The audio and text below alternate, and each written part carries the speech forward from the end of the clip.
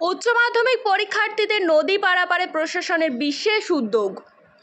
বাঁকুড়া জেলার বরজরা ব্লকের বৃন্দাবনপুর শালী নদীর উপর ব্রিজটি ভেঙে পড়ায় আশেপাশের একাধিক গ্রামবাসীকে দীর্ঘদিন ধরেই চরম ভোগান্তির মুখে পড়তে হচ্ছে।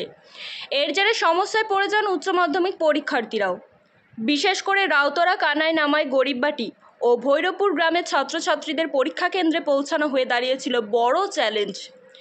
পরিস্থিতি বিবেচনা করে প্রশাসনের পক্ষ থেকে বিশেষ ব্যবস্থা গ্রহণ করা হয়।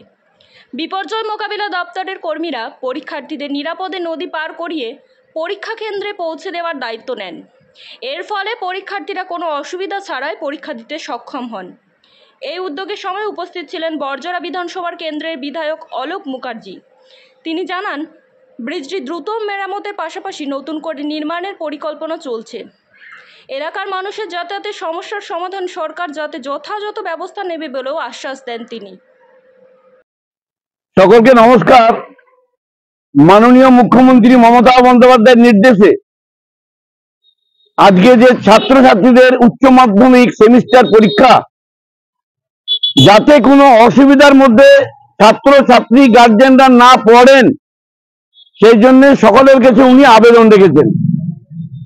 আমাদের শালী নদী ব্রিজ বৃন্দাবনপুর অঞ্চল লাগোয়া ছাদার, সেখানে 5টি গ্রাম শালী নদী ভেঙে যাবে, 5টি গ্রাম কিন্তু যাতায়াত ব্যবস্থা একদিক দিয়ে বন্ধ হয়ে আছে, অন্যদিকে আছে গদারডিল অঞ্চলে।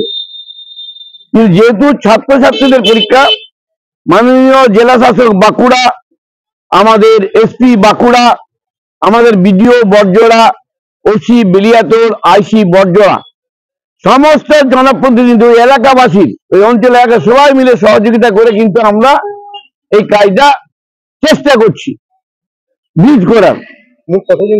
আজকে ওই এলাকা থেকে মোট 7 জন ছাত্রছাত্রী তাদের নৌকা সরকার থেকে আনিয়ে, বাঁকুড়া থেকে এসডিও সাহেবের থ্রু, এডিএম থ্রু আনিয়ে পর আমরা তাদের নৌকা করে পৌঁছে দিলাম এবং পুলিশ গাড়ি করে বাসে তুলে দিয়ে দিলাম, যাতে কোনো অসুবিধা না হয় সেই জন্য কিন্তু আমরা গেছি। এটা মুখ্যমন্ত্রীর নির্দেশ আছে। পরীক্ষা কদিন তো নিশ্চয়ই কোনো অসুবিধা হবে না, কিন্তু জলটাও কমে গেছে।